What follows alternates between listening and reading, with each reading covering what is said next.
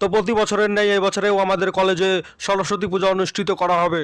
আর এই বছরে সরস্বতী পূজার চাঁদা হিসেবে তোমাদের কাছ থেকে 100 টাকা করে নেওয়া হবে। 100 টাকা। তো তোমরা কে কে আজকে বাপের পকেট থেকে টাকা চুরি করে এনেছো? হাত তোলো। Good, very good. এই শিলা, তুমি সরস্বতী পূজার চাঁদা দিবে না? না স্যার, পারবো না। কেন দিতে পারবে না?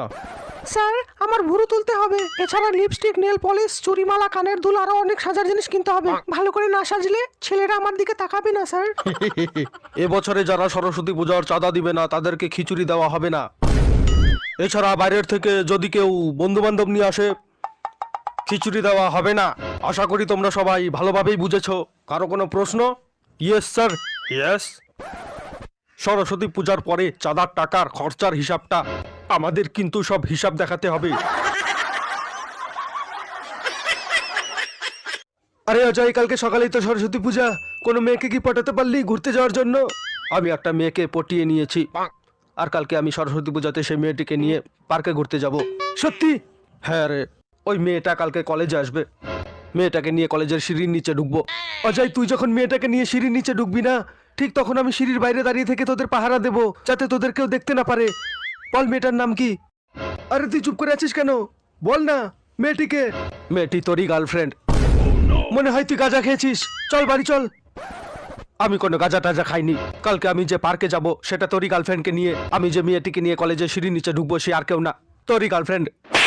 আমার গার্লফ্রেন্ডকে নিয়ে যদি আর বাজে কথা বলিস তাহলে তোর ওইটা কেটে ফেলবো। তোর গার্লফ্রেন্ডের সঙ্গে আমার পার্কে ঘুরতে যাওয়া কেউ আটকাতে পারবে না। তোর গার্লফ্রেন্ডকে নিয়ে আমি কলেজে সিঁড়ির নিচে ঢুকবো আর তুই বাইরে দাঁড়িয়ে থেকে আমাদের পাহারা দিবি। চুপ কর শালা, চুপ কর। কি ব্যাপার, তুই চান করিসনি? আজকে তো সরস্বতী পূজা, তুই আজকেও চান করবি না? অঞ্জলি দিবি না? না, আমি পারবো না। পারবি না? কেন পারবি না?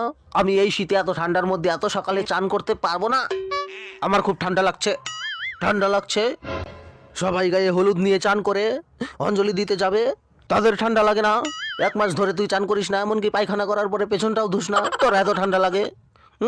সেই দিনও তুই আমার সঙ্গে নদীর চরে হাঁকতে গিয়েছিলি, কিন্তু তুই পেছন ধুসনি, তোর প্যান্টে হাগু লেগেছিল। আরে ভাই, আজকে তো চান করে নে। না, আমি চান করবো না। আমি তোর সাথে হাঁকতে যাইনি। তুই মিথ্যা কথা বলছিস। যদি মিথ্যা হয় তাহলে সেদিন সকালবেলা তুই আমার সঙ্গে নদীর চরে গিয়ে কি করছিলি? কেন তুই আমাকে বললি যে হাগ অর্জুন হাগ?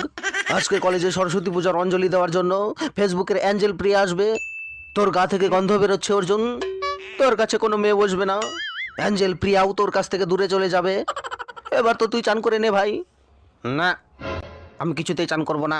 এই কারণ, এই অর্জুন, সরস্বতী পূজার অঞ্জলি শুরু হয়ে গেছে। অ্যাঞ্জেল প্রিয়া অঞ্জলি দেওয়ার জন্য বসে আছে। কালকে সরস্বতী পূজা, তোমাকে ঘুরতে নিয়ে যাব।